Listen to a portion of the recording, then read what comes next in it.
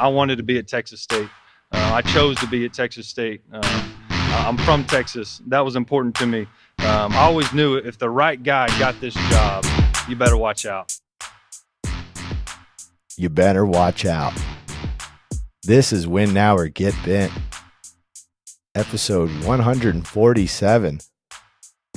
If you don't already know, I'm Cap Tardello, coming to you on Wednesday, December 13th, and we've got a bowl game to talk about. Oh man, it's been that long since I've done a pod. Sorry, everybody. Couple weeks off. Had to get some ducks in a row. Went off to Vegas for a little bit with my dad, my grandfather, my 88-year-old grandfather. He's got more energy than all of us combined. I don't know how that's possible, but it's a good time. And, I had off season, getting a little decompression time in. We're full go now, baby. We're ready for this bowl game. We even have an episode here with the Wizard, Zachary Webb. He's joining me, talking about this whole season, talking about what we're going to do in 2024, and talking about this bowl game coming up later this month. We are both very excited for that. Before we get to all that, this episode is brought to you by TGC, the GalindoCollective.com, TGC LLC, a team of professional consultants dedicated to helping others realize their business potential through people, planning, and practice. Their services cover a wide range of areas such as business strategy, marketing, human resources, and financial planning. If you own property or a business and want to maximize its profitability, contact TGC at thegalindocollective.com and follow their social media platforms on Twitter at TGC_LLC and on Instagram and Facebook at the Galindo Collective. Shout out to my guy, Rick Galindo over there, a true Tech State sicko, a Tech State grad himself. He has sponsored us all throughout the season and all through bowl season. He is getting us to Dallas. He's making sure the Wizard and I will be there. He's got our hotel accommodations, all because of TGC. Thank you to TGC. They hooked us up in New Orleans for the Sunbelt Media Day. They're doing it again for the bowl game. So thank you so much to Rick Galindo and the Galindo Collective. Make sure you hit them up for all your needs at thegalindocollective.com. And we have a new sponsor for this episode. We are sponsored by Family First Cremation Services. They are a highly rated and affordable option for families during challenging times. Independently owned by Diane Lee, Family First assures families that we prioritize the well-being and comfort above everything else. Transparency is important to us, which is why we encourage you to visit our website at familyfirstcremations.com or more information on pricing and our services, or feel free to reach out to us directly at 281-541-0291. It's 281-541-0291. Over 20 years of experience in the industry, Diane has been privileged to service the community in providing compassionate and personalized funeral services in Spring and the surrounding Houston areas. Diane independently established Family First in 2017. She is related to a sicko. Thank you to that sicko for helping us out with that. It's always I know my Aunt Joanne just passed away, my great aunt, just a couple weeks ago. And it's always a very sensitive time. And so you want to make sure that when you are looking for help with funeral services and all that planning, that you are going to someone that is trusted. And Diane is that, and they are that. Family First Cremations is that. So go check them out for familyfirstcremations.com. Thank you to Diane. We are also sponsored by Chilsey. Our guys at Chilsey, I've talked about them before. Custom tumblers. You can get custom koozies as well. If you're watching on the YouTube channel, you can see me holding up this tumbler here. You can get a custom tumbler just like this one with whatever logo you want on it. If you order 6 or more, they're $15 a piece when you punch in Bobcats at checkout. So shout out to my guy Dennis Redding there. He gave us a bunch of those koozies that we could hand out, and that was a good time this season. So I wanted to give him another shout before the bowl game. And if you are looking to sponsor a podcast, look no further than right here. Hit us up at wnogbkef@gmail.com if you want to have an ad read on this pod. All right, let's get to these Bobcats. Bowl game. It's exciting, right? Not that, we'll just move on. Just excited about it. We'll just scoot right past it. No, it's Dallas. I think that's probably the best. What would you call it? Mid to lower tier bowl game the Bobcats could ask for. It's at the end of the month, so all your guys who are banged up, they get a heal. You get a lot of time to prepare for this opponent. That's something we've seen from GJ Kinney. We saw them prepare for Baylor all summer and came out with a really good game plan. So I like to think about them preparing for a whole month before this game. I talk about it a little bit in my interview, or I guess conversation with Zach Webb, the Wizard.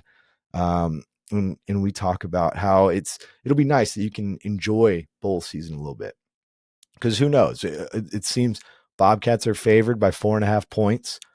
The over under at 16.5 should be a fun game. That looks exciting.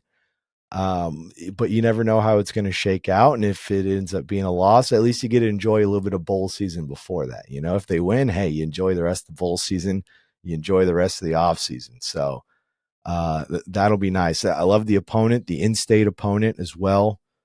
Getting to play Rice, it's obviously they haven't played each other a whole bunch, only 4 times since 1920. They've split those series. Every game has been in Houston, so this will be the first neutral site game between the two. Haven't played since 1987. So not much of a rivalry there, but who knows if one could be made out of this one. I like the prospects of that for sure. I like the opponent. I think it's going to be pretty. It's a comparable opponent for the Bobcats. I don't want to sit here and say that they're better than them or anything, but I do think that this is a favorable matchup for the Bobcats, more so than just in the sports book. The one thing though is we did hear from TJ Finley, we heard from Ishmael Mahdi and GJ Kinney this week. And Finley he said that a couple seniors have opted out of the bowl game. Still waiting to hear who those are. That's probably the one biggest concern going into the bowl game is who's not going to play. We haven't seen a ton of guys in the transfer portal. We've seen Calvin Hill, Josh Berry, guys who didn't see a ton of playing time. CJ Rogers, Graham Faluna just entered. He's a linebacker. We've seen guys like that enter the portal, but none that were necessarily impact players from this past season. So it hasn't been too concerning, at least for the bowl game. But still, keeping an eye on that, on who will and won't play in that game. It's an interesting time of the year as well, because even as they're preparing for a bowl game, they also have to prepare for National Signing Day. That's next week. National Signing Period, I guess I should say. It's the early signing period. It starts on Wednesday, ends on Friday. So that adds a different little caveat to the whole deal, where you're not just preparing for the game, but you're also preparing to sign a class. Because right now they have 12 high school commits. Saw some recent decommits from Priest Ash, Michael Savali, and Raylan Adams, 3 guys on the defensive side. And that's definitely a side of the ball that they need as much help that they can get. We have a lot of guys who are departing as seniors. Brian Holloway, Jordan Revels, Chance Main, Caleb Ford Dement. I mean, you've got some impact players that are leaving that defense. Sam Latham. There's others. Torrey Spears will be back, which is nice. But they need to make up a lot of ground on the defensive side of the ball. And they apparently plan on doing it through the transfer portal. Not fully, or not as much as last season, but it seems they are really looking to do that again. I mean, because even when you hear GJ Kinney talking this week and even last week in the 2 press conferences he's done since they've have a bowl game, and we're going to put up a presser pod, by the way, from this week. Got a good presser pod for y'all. You can hear from GJ Kinney, TJ Finley, and Ish Mahdi talking about this season, the bowl game, and what the future holds ahead for them. But you can hear GJ Kinney talk about when asking about recruiting and the transfer portals and how the trend of getting all these transfers, getting a whole bunch of them in, he thinks you're going to see a lot of other teams do it because of the success that you saw from schools that did do it. He brought up Dion, and that season didn't go great, didn't end great for Dion in that whole situation. Should have recruited some linemen probably. One of those linemen that he let leave ended up here with Alex Harkey. He didn't play a whole lot this year, but that was a Colorado transfer, two Colorado transfers, Chance Main too as well. But so you can just him talking positively about bringing in a lot of transfers tells me that that's kind of the game plan again this year. Now we saw him do it and have success. When we're talking about the best players from the season, TJ Finley transferred in, Ish Madi transferred in, Joey Hobart transferred in. You have guys who didn't. You have Ashton Hawkins who didn't. You have Brian Holloway who didn't. But there's Jordan Revels who didn't. There are they have had success bringing guys in and not just bringing in any guy. They seem to be pretty choosy about who they bring in on a visit, and they're not wanting to wait until after the second signing period when more guys become available that are more so cast-offs than they are coveted recruits. And so I trust them in this process and going back and dipping back into that well that they did last year, because it paid dividends. They had good results this season. So it'll be interesting to see how many of them come in. I don't have a list really I know Jonathan Cabella, he's a defensive back. He's committed to BYU. I know he's somebody who visited last week and he didn't tweet about it or anything. And I tried to confirm it with him, but I did hear from someone else that he was on campus on an official visit. So they're going after even, specific guys who are still committed at the high school ranks. So it's not going to be all transfers. I imagine they probably still want to get it back up to 15 where it was before they had some decommits. And you never know what happens with those decommits. That may have been a conversation where they're like, hey, we decided we wanted to get a player who can play next year at that position. And so they decide to move on. Yeah, it'll be interesting to see if some of these guys enter the portal as well after the bowl game, because we did hear from TJ Finley this week where I talk about it with the Wizard as well. I don't want to step on that too much, but where he was non-committal about his future and what he thinks, and I talk about it at length with him about, and it's just kind of the changes in college football nowadays where it is it's free agency, and that could be some public negotiating from those two guys. But it will be interesting leading into it. It seems like it's all systems go, besides a couple seniors not playing. They haven't lost too many in the portal, and they don't have too many injuries. So that'll be nice. Nash Jones is somebody who I'm actually really looking forward to seeing. He played the last two games. But after being injured for so long in the season, I imagine he was still getting under his own feet in those two games where he did come back. And now he'll be back for over a month before this bowl game. So I'm excited to see him in the bowl game. There's a few guys like that where I think it's going to be this extra time before the bowl game is really going to pay off. And I think it's going to be, there's even injuries we probably don't even know about to certain guys. I mean, there has to be after the length of a season like that. So it'll be nice to see them healed up and healthy, going up against a Rice team that I think they can beat as well. So that'll be a lot of fun. I'm very excited for a bowl game. Texas State in a bowl game. I can't believe I haven't done a pod since then. Even when I was starting it up today, I was like, have I really not done a pod since the bowl game was actually announced? And, off season, it was a really long season. It's playing catch up on a lot of things. Obviously, a lot of y'all know about the Statesman discontinued Texas State coverage.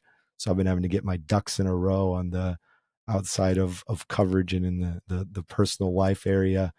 But then, I got to go away this weekend as well. I went to Vegas with my dad and my grandfather. I mentioned that earlier. Went to the Raiders game. If anybody saw that, amazing game, 3-0. I was there live for a 3-0 game in the NFL. It's funny as I'm sitting there, and it's I'm having an amazing time. It's three generations. Three generations saw 3-0, which is it's a little bit of poetry there. And they're two Raiders fans as well, of course. And they love the NFL. Neither one of them really has a college team. Even my grandfather went to Georgetown. My dad went to the University of West Florida. Shout out to the Argos in Pensacola, the Argonauts. I think it's a snail or something. They don't root for college football that much. They don't. My dad listens to the pod. Shout out to you if you're listening to the pod. I hope this isn't besmirching anything we did this weekend. But I'm sitting there at that NFL game, and it's such a great moment. I'm having an awesome time, but I think about to myself like, man, college football is so much better than this. It's just so much better than the NFL. The NFL, it's so big and it's awesome. It's a great product. Those are the best of the best on that field. Those are the best athletes that are putting it that are doing it out there right now. But it's just I found myself missing the band. I miss the intimacy of college football. Even at a bigger college football game, that you could say UT, A&M, they're basically pro teams, and they are basically pro teams. But even those games have a more intimate feel, and it feels just a little different. I don't. There's just a little more passion in the fans as well. People in the stands. It's more of a community feel. I feel like with the NFL game, it's like you everybody's paying so much money, to be there and everything that it's hard to get big groups of people together. But man, I'll tell you what, that stadium is incredible. And that's the part. If you like the big, beautiful, gaudy look, then the NFL is for you. And I do. I love the NFL. I watch it. I totally enjoyed that game. I think I like college football a little bit more. A lot of it more, actually, not a little bit more. But man, I can't take away from that stadium. What an incredible place. The Death Star is what they like to call it. I like to call it the Roomba. Looks like a big old Roomba. And you tip your hat to human ingenuity when you look at a place like that. It's pretty great, and especially because me and my dad, we went out to Oakland a few times because that's where the Raiders fandom comes from. Is they were stationed both in the Navy, grandfather admiral, father commander, me a podcaster, and they were out in Oakland. And so my dad and I, when we've gone out to a couple games in Oakland before, and that's a lot of fun. Don't get me wrong, but that's an old stadium, one of those places they still have the trough in the bathroom. My dad likes to point out that it was probably the same trough that he used 30 years ago. They haven't updated it at all. So quite the change for the silver and black, no doubt about that. Not so much on the field. Still the dysfunctional Raiders they were in Oakland. Got to the point where I was cheering punts in that game. I mean, I was just like, by the third quarter, I'm just like, let's get 0-0. What was it? 1943 was the last 0-0 game. That's history. I'm here for history. Came all the way here. Let's get some history. There's an 83-yard punt, which is the longest in Raiders history, by AJ Cole. So I did get to see that. A little bit of history there. But what a trip! What a trip going all the way to Vegas to that. Shout out to my dad. Shout out to my grandpa. 88 years old. The key to living long, he says, Jack Daniels. Cocktails, no good for you. You got to drink it straight with the ice. Says it's the soda that'll get you. So there you go. I don't know if you really want to take that advice. You can. You could do with it what you will. Yeah, before I jump into Webb, we talk about what we're going to do in 2024. And I ask him, what's something you want to see us do more of in 2024? And then I give my answer a little bit too. And after I had finished, I was like, one thing I wanted to bring up, more interviews. That's definitely what I want to do. Stuff like me talking to the Wizard, Zachary Webb, and talking to other people. Because there's a lot into it, a lot of change with video. It seems, outside looking in, like, oh, you just turn on a camera and load it up. But there's a lot more a lot more into it, especially when you try and stream someone else in for an interview and all those and all of that. And so we didn't want to upset a lot of workflow, so we didn't do that a ton. But I want to do that more. I want more interviews. I want to talk to more people. I want to, especially people in and around the Texas State program. There's so many people on my list that I haven't interviewed. I think like Bailiff and Huth and even guys I want to circle back to, like Brant Freeman. Haven't had him on since like the beginning, and I want to bring him on. But that more interviews, more consistency too. I feel like now we went through a lot of the growing pains, and now we've grown, and we're where we need to be with the whole situation. So more interviews, more consistency. 2024, win now or get bent. We're coming hard, man. We're gonna do it big. This was the first proof of concept year. This was year 3 of the pod. This was the first proof of concept year. It's like I got a coaching deal, and I was like, year 1 was a wash. Year 2, still figuring it out. Year 3, we got it though. So we'll keep it going. Not fired. I didn't fire myself.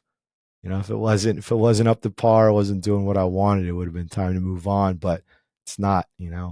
And I mean, even the Wizard brings up the Statesman thing where getting discontinued. That's one thing that absolutely made me realize is that this is something that I definitely want to continue to do.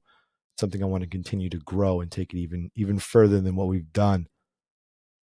But yeah, lots of good stuff, and you'll hear me and Zach talk all about it. I'm not even going to do all the intro stuff. Just go like, comment, subscribe, hop on the YouTube channel. Make sure you subscribe there. We need more YouTube subscribers. We haven't put a video up in a couple weeks. We're gonna hit it consistent. I want to get up a handful before this bowl game. Get some interviews. Get to talk to some people. It's a big moment, and I want to hear some people's thoughts and emotions from bowl eligibility. Some people who've even been around longer than I have, believe it or not. But thank you for tuning in. Appreciate all you sickos. As I say, we'd be shouting into the void, into nothing if it weren't for y'all. So I appreciate you tuning in every time and keeping this thing afloat. Of course, shout out to Zachary Webb. You'll get to hear from him right here, the Wizard, my guy over there. One more shout out, TGC. Shout out TGC. Thank you again getting us to Dallas. We're excited about that. If you're in Dallas, hit us up. We're gonna be out and about. We'll be on the scene. We want to see you. We want to shake your hand and meet some of you sickos out there. So come find us. But all right, sickos, thanks for tuning in. Win now or get bent. All right, I am joined by the Wizard, Zachary Webb. It's been a minute since you've been on the pod, my guy. How are you doing? Dude, I'm doing great. Much needed little rest in between the season and the bowl game, but dude, feeling good over here. Living the dream.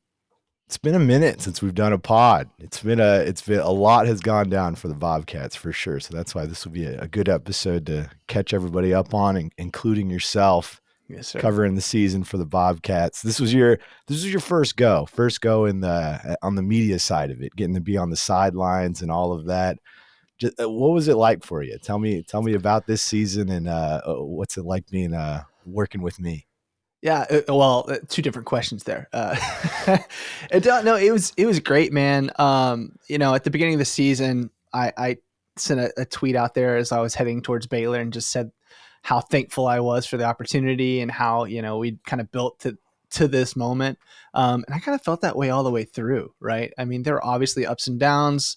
The team did great, but some games were better than others. But dude, every moment on the sidelines, even when we were getting beat by Troy, I just enjoyed it. Just lucky. It's honestly, to me, it's the best seat in the house.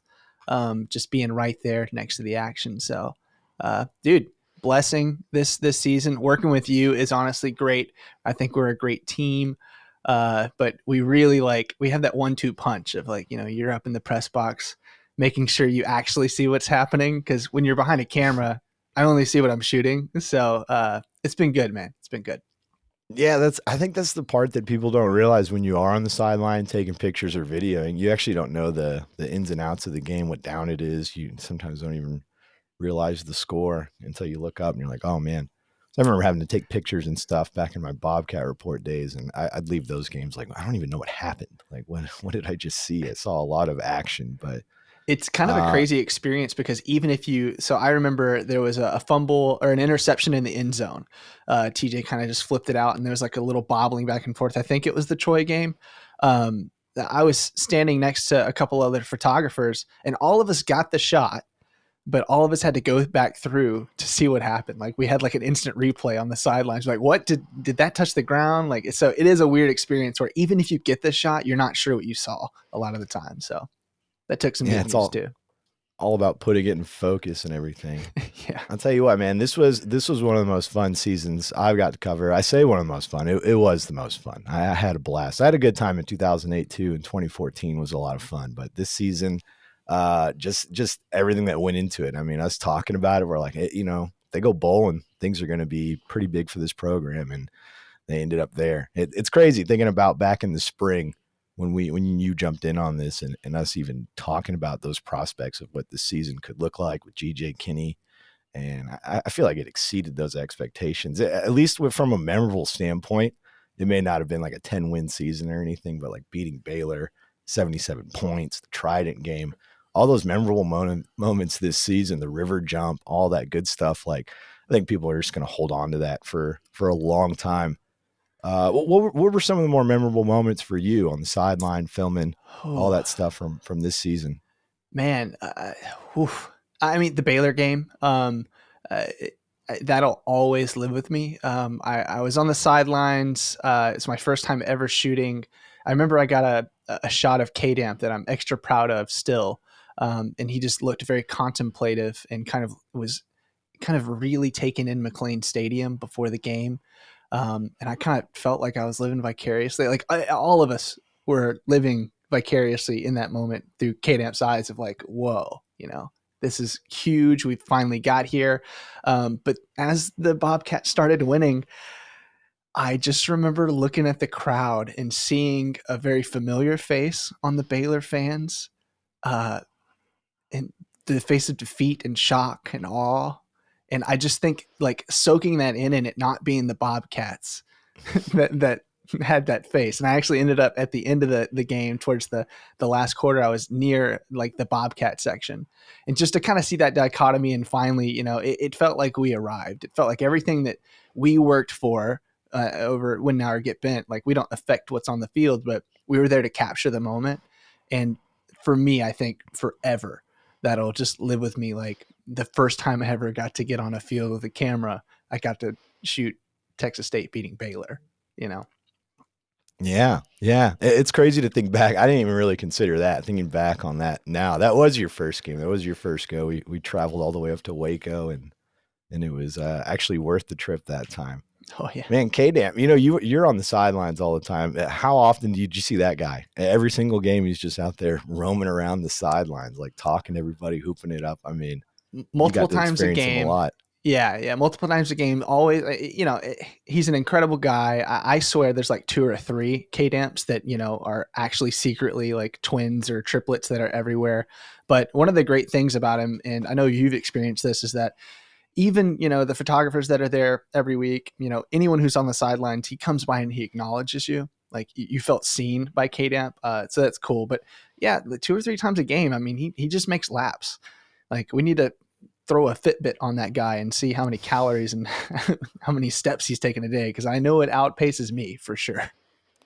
Yeah, he's something else. And that's the funny thing. He's a really genuine guy, and you think it's just like a could be for marketing, just trying to get his public appearance or his public perception in the right frame. But he's actually like really, really that genuine of a guy, even when the cameras aren't on him and stuff. I feel like Yeah.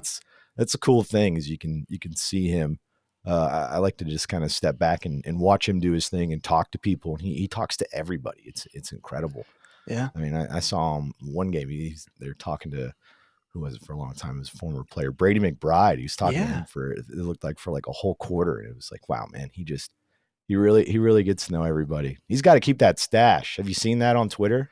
Yeah. So I saw it on Twitter, but I also saw it at graduation. My wife just graduated with her Oh, second yes. master's. But yeah, I was in the crowd with my in-laws just talking up K-Damp the whole time. I was like, this guy is awesome.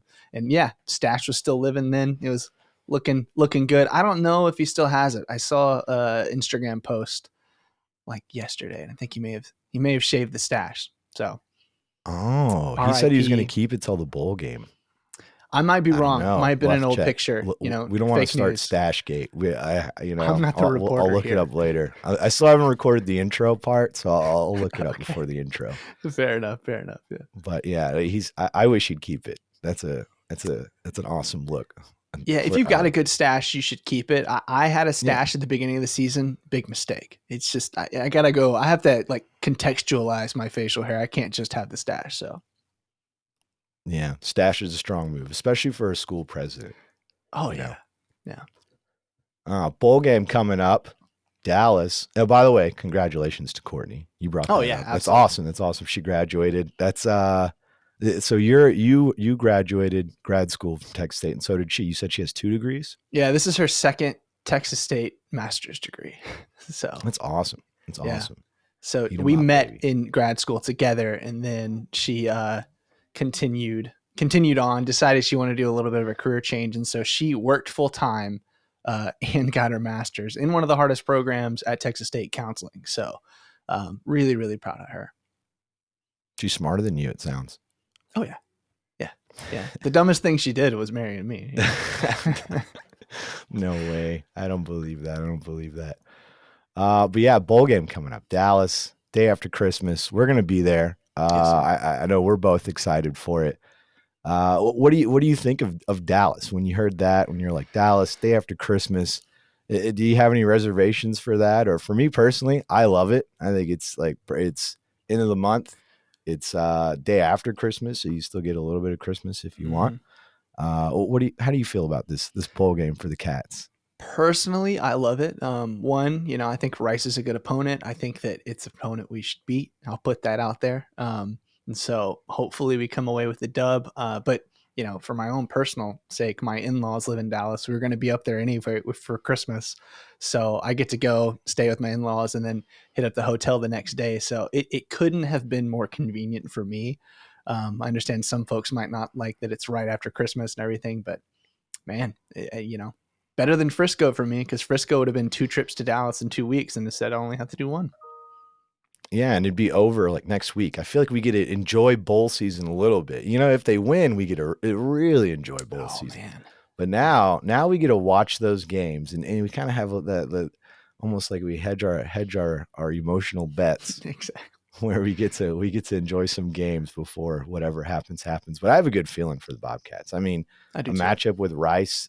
I was nervous about what opponent they would get at 7-5. Are they going to Mhm. get someone who's better than them? And I think they got a very comparable opponent. I know Texas State is favored to win, but I think they're more comparable than that. But this is a good chance to start a rivalry too with Rice. I don't know. Is anybody interested in that? They haven't played since 1987, I think is what it was. Only 4 times, and not since 1987. So, I mean, it's pretty cool. The It's good implications stuff. for I'm not yeah. gonna lie. Kind of growing up around Houston, I didn't know that Rice had football fans. I thought just really smart people went there, and they didn't.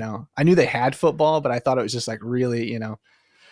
I don't know. So it'll be interesting Great to school. see if the Rice fans actually make their way up to Dallas, or if they just use their smarts money to buy up their side of the stadium and stay in Houston for Christmas. So It feels like Rice grads are worried about more things than football, especially around the holidays. And it's not a knock on them. It's like it's a no, pretty prestigious university. That's yeah, what's pretty funny about the ends of the spectrum for the fan bases. They're not really too much alike. I mean, Texas State is a really good university in its own right, but Rice is a pretty high academic standard, oh especially yeah. in the state of Texas. We have a good time in Um, San Marcos. I don't know if they're yeah, having a good time at Rice. yeah.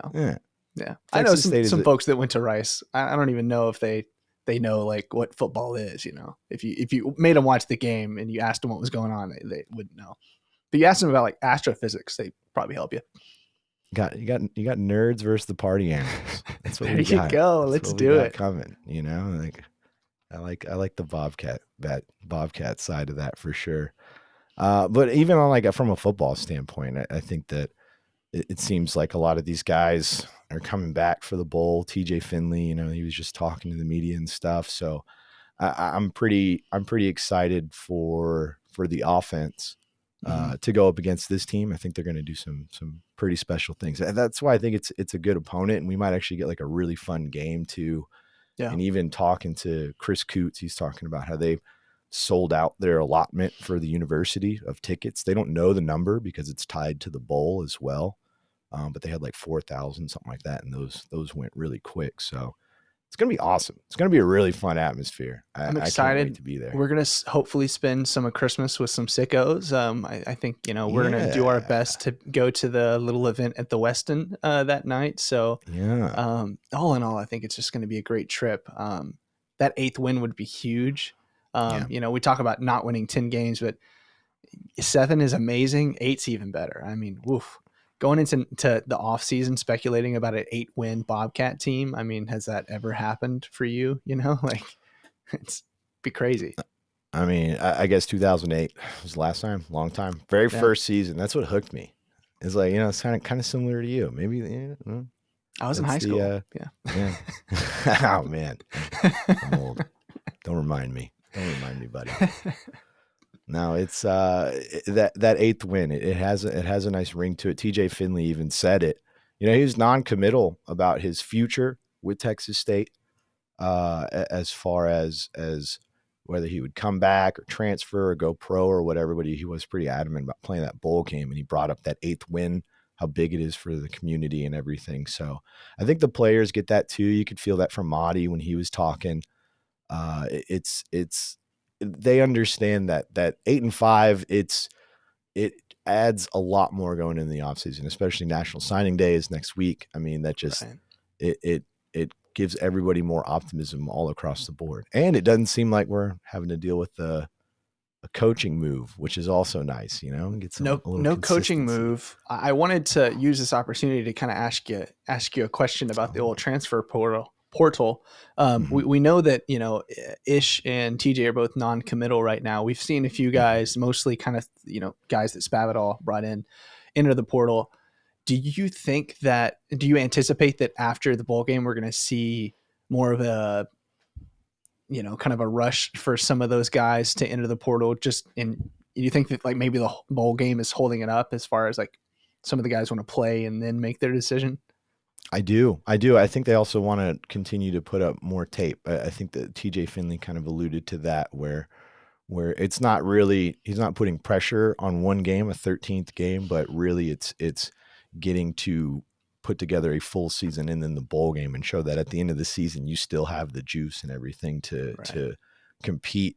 I don't know what it's going to look like. I don't want to, say like, I think a bunch of dudes are going to jump in. I think there might be a few, especially if they're looking to financially improve their life and they have an opportunity to do so, then I mean, that's just the way it is these days. That's why I feel like TJ Finley, him saying that doesn't mean he's not coming back next year. Right. I think he's non-committal because he's almost publicly negotiating, like whatever he's discussing with everybody. I mean, the portal's open till January 4th. So, I mean, that's after the bowl game. So I think it's January 4th, might be January 2nd, but I know it's around there. So it's going to be open a little bit longer, which means negotiations are still open. It's just kind of the new area we live in. So, I mean, even when guys are non-committal, you can look at that as publicly negotiating. That's how I see it. And I mean, it's the right answer for them to say. I ask it because it's the opportunity to be like, nah, I'll be back. If that's what they want to do, but if they want to answer it that way, that's totally their prerogative, but it doesn't mean anything. Yeah. And I think that like good for them. 100%. I mean, we're talking about people's lives here. Right. And so I think, I'm very supportive of, get what you can while you can, especially for some of these athletes and with the NIL and everything. So I know for fans, it's kind of rough because we want to keep, especially our most talented players. But I mean, this is the reality of life. They got to do what's best for them and their family. So Yeah. And even if, say like it's the price gets really high for somebody like TJ Finley, where he's wanting more. He's got twins. He's done set the record this year, like the passing record. So I mean, I understand why he would negotiate for that. I think his opportunity here would be better than anywhere else. I don't know what the finances look like. I know what it looks like on the field, and I know if he goes somewhere else bigger, he could be behind some people there. Right. But then another way to look at it is if the price does get too high. Now, there's not like a salary cap on NIL, but there is a budget, and people have budgets, and there are other places with bigger budgets than Texas State's. And if you don't want to spend the entire budget on one player and they decide not to do that, and he takes a bigger deal somewhere else, I don't fault Texas State for that either, especially when I look at G.J. Kinney, what he did with Lindsey Scott. I mean, Lindsey Scott was kind of a journeyman, gets to Incarnate Word, boom, all of a sudden he's on the Walter Payton Award watch list. TJ Finley, journeyman, boom, sets the record here at Texas State. So I'm confident in this coaching staff to find another quarterback and improve. I would rather it be TJ Finley, especially after what I saw this season, but I think even if some guys do depart, I'm pretty confident in the staff to rebuild, especially seeing how few guys hopped in the portal right after the season. Tells me the culture's strong and they want to be here. They want to win. They want to play. They want to play for this coaching staff. Yeah. And they have enough pride in it that they want to actually play in the bowl game. Seems like it. I know Finley did allude to that some seniors are opting out. Don't know which seniors. I imagine on defense. Yeah. They got a few defensive linemen, Chance Main, Jordan Revels, guys like that. On the offensive line, you got Bray Walker, Caleb Johnson. Those are guys that I'm wondering about for the bowl game. Would be nice to see them that one last game before they go. But Brian Holloway, man, I don't know if we have confirmation. I want to see him out there, man. Man, just from his podium appearances and his pride, and I'm like 99% sure saying that Brian Holloway will play that game if he's not injured. Just like, I mean, the way he was here with Spavital wasn't even starting on that defense of Sione Tupou and London Harris last season. New staff comes in, he jumps in there, becomes captain, wearing number 0. I mean, they give him whatever number he wanted because they really appreciated how hard he worked in the spring. I think that guy's he'll be there. They need him for sure at that linebacker spot. No doubt. But yeah, it's the lines that I think about for those seniors, because I think think about the skill positions. Those guys will all be there. Hobart's he's healthy. He missed the last game, but good to go for this one according to coaches. Yeah. Motti, all the skill guys, Finley. Assume Cole Wilson. Ashton Hawkins, Cole Wilson, those guys. Yeah. Yeah, because I feel like Hawkins, good call. Junior, he felt like, I don't know why, or halfway through the season, I thought it was his senior year. He's just caught so many balls. I think he already has the FBS record. Me too. I think I corrected someone on the sidelines and said, no, he's a senior, just a junior. Crazy. Yeah. Yeah. He's had a heck of a career. He'll be big in the bowl game. But I feel like some of those guys, if they were going to hit the portal, would have heard about it sooner. Right. It seems like at this point, it's. If guys are jumping in the portal now, it's almost like their hands are forced. They had a pretty tough exit interview convo, and they decided to jump the portal. But yeah, that's my read on it too. I'm also not like one of the things that happens behind the scenes for the sickos that want to know like our working relationship is I'll text you stuff. Like last night I text you something I won't say, but it was wrong. It's just like there's a couple of minutes and then I'm like, oh, sorry, man. Sorry, don't. It was 1 minute.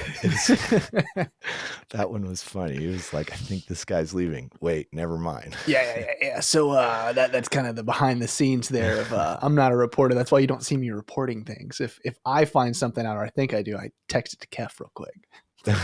Well, hey, even personally, I'll have those moments. I'm like, wait, what is this? Oh, okay, never mind. Yeah. That's why you gotta verify before you tweet anything or talk about it or anything.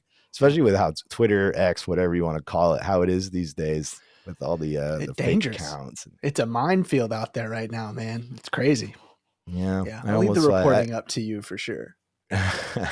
It's chaos, but I kind of like it that way. It's odd. It's there's beauty in the chaos. Yeah, What do they say in Game of Thrones? Chaos is a ladder. And you just gotta. Some people don't know how to climb it. that's a Just deep gotta know how to cut. climb Yeah, that. Gotta know how to climb that X Twitter there, chaos ladder. there you go. Yeah, I'm a speculator. I'm a tinfoil hat guy. Hey So man, you me have to too. watch out for my takes sometimes. Oh man, these alien videos. You want to talk about that? You Oh want to switch no, gears? no. So, some folks might know I have another podcast, Deaton Street. I don't even talk about it on Shout there. out Deaton. I'm not. Shout out Yeah, Deaton Street. Go subscribe on YouTube. Shout appreciate out it, Deaton but Street. I'm holding off on the alien takes on there too. I want to make sure that we have some people that watch it before I just ruin the whole thing. So no alien takes right now. Oh man, a lot of crazy videos going around. If you don't know, you can go search it. We're just gonna talk There you go. bobcats here for Yeah. now. But weird world we live in. No Oh doubt. man, for Dallas coming up. So you talked about it. We're gonna be there. We're gonna try and be there for the event on Christmas Eve at the Westin. That'll be great. I know on my end we're celebrating Christmas a little early. My family's being really cool about it. They understand. Hey, this is a big moment, so we It gotta is. we gotta spread out and let us do our thing for it. So we're gonna definitely get there. I know we sat with Rick Galindo, TGC, at the Galindo Collective. Is paying our way up there. Thank you to the Yes, sir. Galindo Collective. Shout out We had a, Rick. we had a nice lunch with him. Hopefully he'll be there too. That'll Yeah. be really nice. But man, I'm excited for it. I can't wait for it. What are your anticipations for Dallas? How often you said you got family up there? Are you Yeah. gonna be able to tell me where we're gonna go eat and stuff? Oh yeah, yeah. I got the so I've got the perfect breakfast spot. It Mm. on the 26th that morning, if we have time, if we wake up early enough, I'll take you to the breakfast spot that we go to that is across the street from the visitor hotel for the Dallas Maverick games. So, Oh, so the last time or a couple times ago when I went there, we were walking out from breakfast and we were just talking about how they had missed LeBron by a couple minutes the previous time. And this time I was like, wow, look, you're right there. And this Greg Popovich just walking down the hall next to us. So, I remember but this story. the spot though, it's called Ascension. If y'all want to be there, it's near the Crescent Hotel. There's also other locations. It's the best vibes for like brunch and lunch or and breakfast in Dallas. But it's also kind of cool to people watch because you never know. Did they cut us a check? The That's a Ascension. good plug for them. Oh, dude, that's right. Yeah, I do free We gotta- plugs all the time. I'm sorry. We gotta get that money. No, I'm just messing. I'll call them. I don't think they need our money with their location. I don't think they need our ads here. So Hey, I'll take a free breakfast. Come on. You Yeah. never know. You can get The simple you can get a brekkie. free meal. Yeah. Yeah, but So- for 2024, we're gonna keep this thing going. Obviously, I mean we've had a really great season covering the Bobcats here at Win Now or Get Bent. What are some things that you want us to do in 2024? When you think about Win Now or Get Bent and when you see it growing? Because this is part where I like to talk to you. I get very like in the moment, like, all right, let's get this content out. Let's hammer it out. I like your big picture thoughts. So I'm a I don't dreamer. mean to put you on the spot, but hit me and the people with it. Man, 2024, I'm a seam head. So, I've got my credentials. So I'm going to be figuring out the baseball game. Unfortunately, I don't like basketball as much as the next guy. I haven't gone to any basketball games this year, but baseball, we're going to do some baseball coverage. I don't know what that's going to look like, whether it's just like a cut up of some Slam Marcoses or whatever, but we're going to do something with that.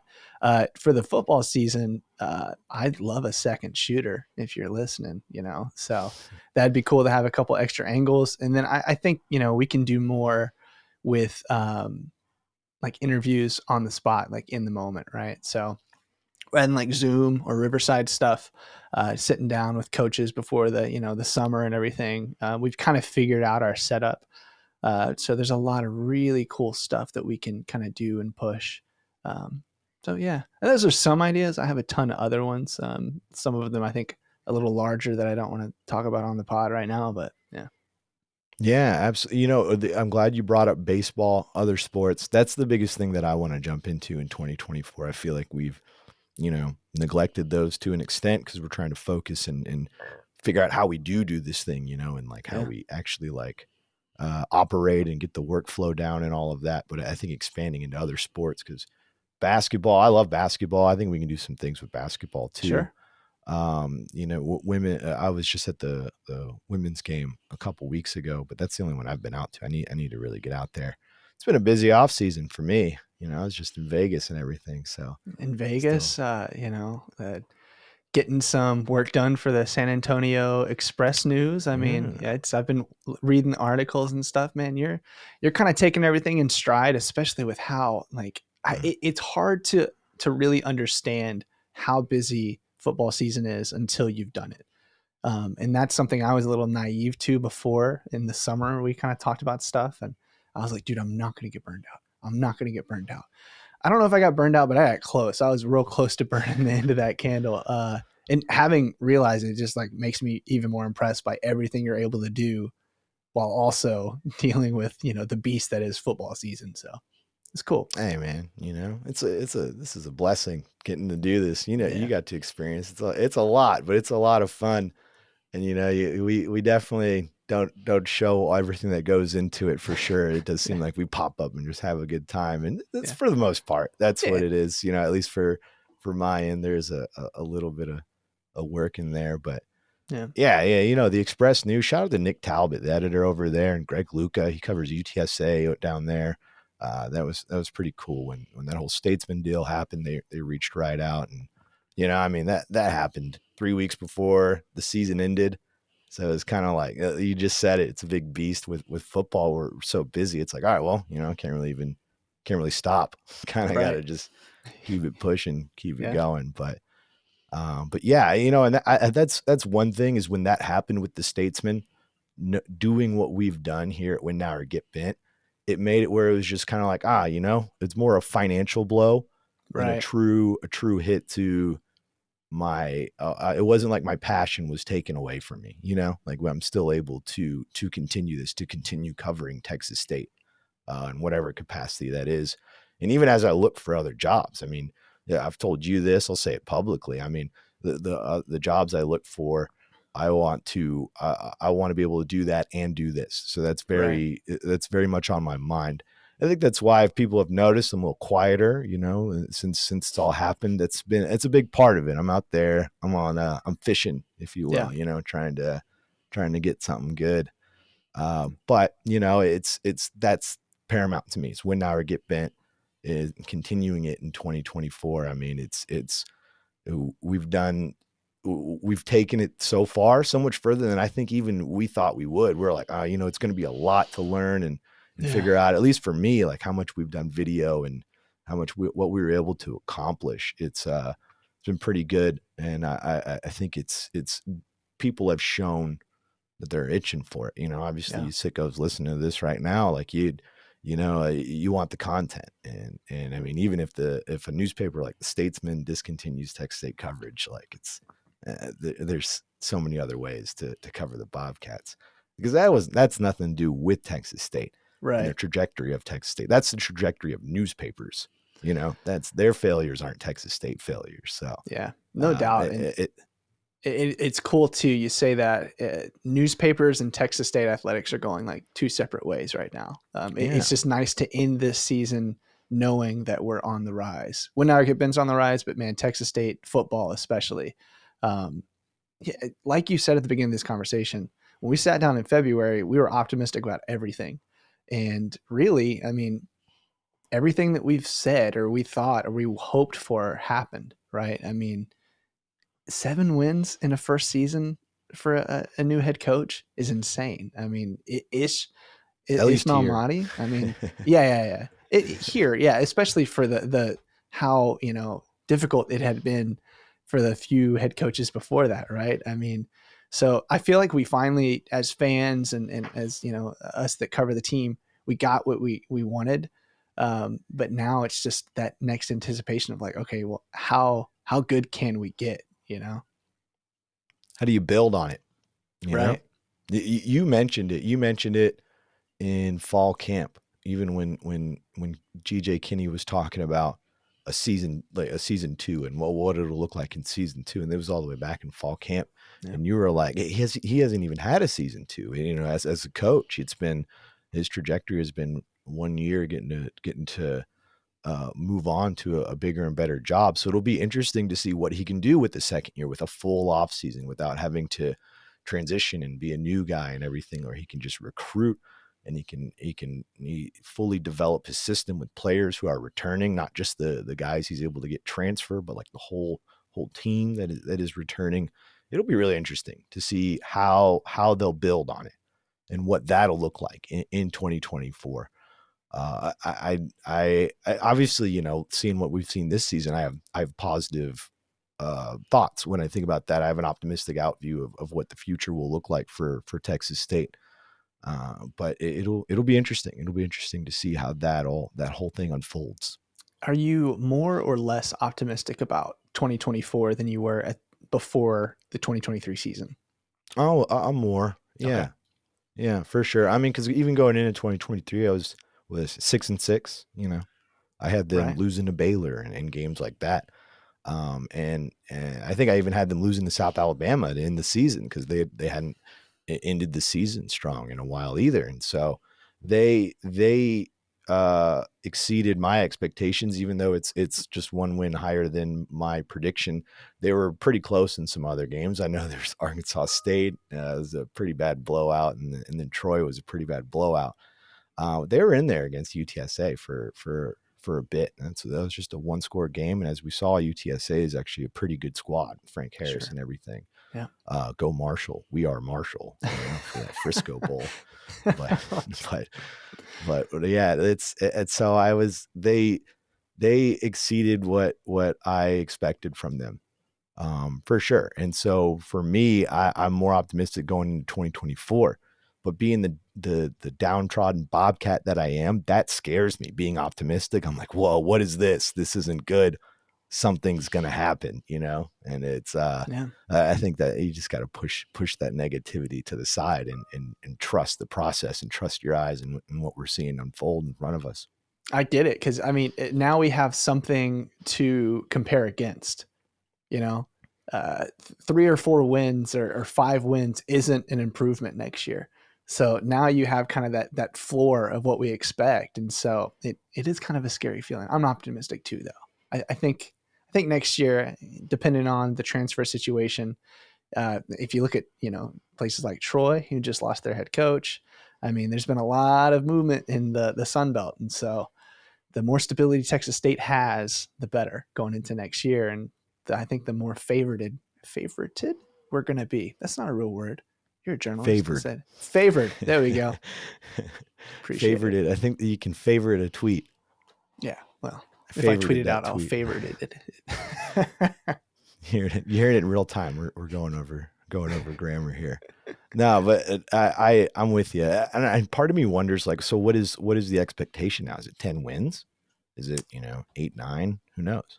Sunbelt Championship. I don't care how they get there. I don't care how many wins there are. I mean, I think there's an opening with Troy losing their head coach. I think JMU also. JMU, right? I don't know if we play them, but yeah, I mean that's potentially who we could be playing in the Sunbelt Championship. But yeah, I think that's the expectation and kind of the floor, which is hefty. But that's how you improve as a program: is you set hefty goals and you meet them. Yeah. With JMU, they'll be eligible to play in the championship game. We don't know if they'll play, what their Sunbelt schedule will look like till the spring. But but they scheduled them their first year in the Sunbelt in a conference game. So, but even so, I just feel like the top taking those blows, Troy and then JMU. Even though you can say what you want about JMU not being able to play in the championship game, that was still one of the better teams in the Sunbelt. And them losing their coach and being eligible for a championship next year, I think that's a pretty significant blow. Mm-hmm. But that being said, JMU seems like they've been a school that can replace pretty easily. And their athletics in general is great. I mean, their basketball team's tearing it up right now. So how about that? Man, Yeah. I'm tired of them. Tired of the Dukes. Go away, No, Dukes. you shouldn't have let them come into the SBC. It's not fair.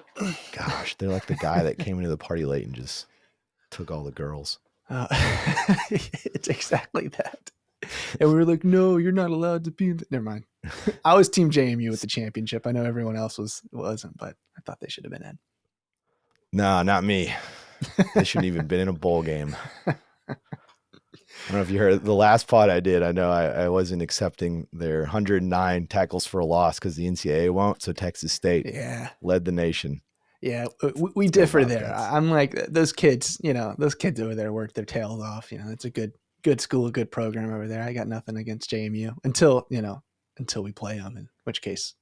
See, I don't like this side of you. I got to bring up the Raging Cajuns just to get don't a palate even. cleanser. Yeah, don't even. Lafayette, Louisiana is the worst city in the Union, honestly. Let's go. Probably this in is the what world. I wanted. Pop off. It's terrible. Absolutely terrible. Lake Charles is way better. We almost went. We'll see if they schedule them next year. We'll stay in Lake Charles, but we'll go. Yeah, We'll go to that one. We almost went this year. I don't trust that city. The hotels in that city. I don't.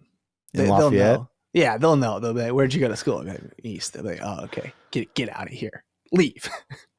See, we'd Terrible, be like terrible Texas city. State, and they're like, "Oh, thanks for showing up. We appreciate you guys come here. We've been here 10 times." Yeah. I've got lots to say about Lafayette. We don't have time though, so not a lot of love for the not a lot of love for the Cajuns. Lots of love for the Pokes. The Bayou Bandits over there with old Will Wade tearing it up. Oh, this isn't another McNeese podcast, isn't it? Yeah. Save it for Deaton Street, buddy. We don't talk that sports mess over out there. of here. Yeah. Get that mess out. No, but I don't know if I think we've talked about it when they were both in the Southland, Texas State and McNeese. Those McNeese fans, they traveled. They would always be in San Marcos and filling up the stands. Oh yeah. It was pretty impressive. Yeah, that was in the run of McNeese being pretty darn good. That's right before, or kind of right as I got there. I don't know how good they travel now. McNeese has been on kind of a downward path football wise, but that's the cycle. So, yeah. Well, hey man, this was awesome. It's been a long time since you jumped on the pod. Was it July? I think we were in New Orleans last time we got on. NOLA pod, yeah. NOLA pod. That was a good time. Well, hey man.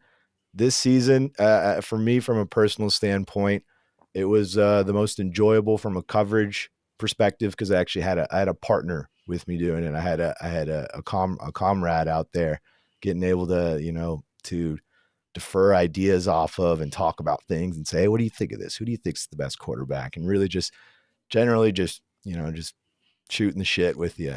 Sorry to cuss, but hanging and talking with you and everything. It's been a very enjoyable season. You're an awesome cameraman. You're an awesome editor, producer, all that good stuff, but you're an even better person. And that's been the coolest part about getting to know you and everything. I made a friend in this whole process. So I really appreciate you and everything, all the growing pains we went through this season and everything. We get rewarded with it with a bowl. Thank you to TGC paying for our trip there and everything. I'm excited to go to Dallas with you, bud. Can't wait for it. Me too, man.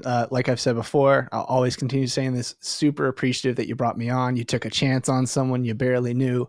I think all of those things you just said, you're a great partner. You're a great business partner, but even better friend, man. I mean, we're kind of old. It's hard to make friends at our age, So it's great to kind of add someone to the friend group and, again, someone I can shoot the shit with and send my tinfoil hats, conspiracy theories about sports too, so you can laugh them off.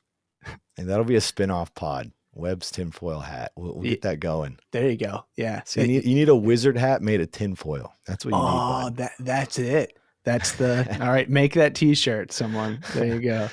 Put it on a shirt. Yeah. All right, buddy. The Wizard of Win Now or Get Bent. Thank you, Zach. Thanks, man.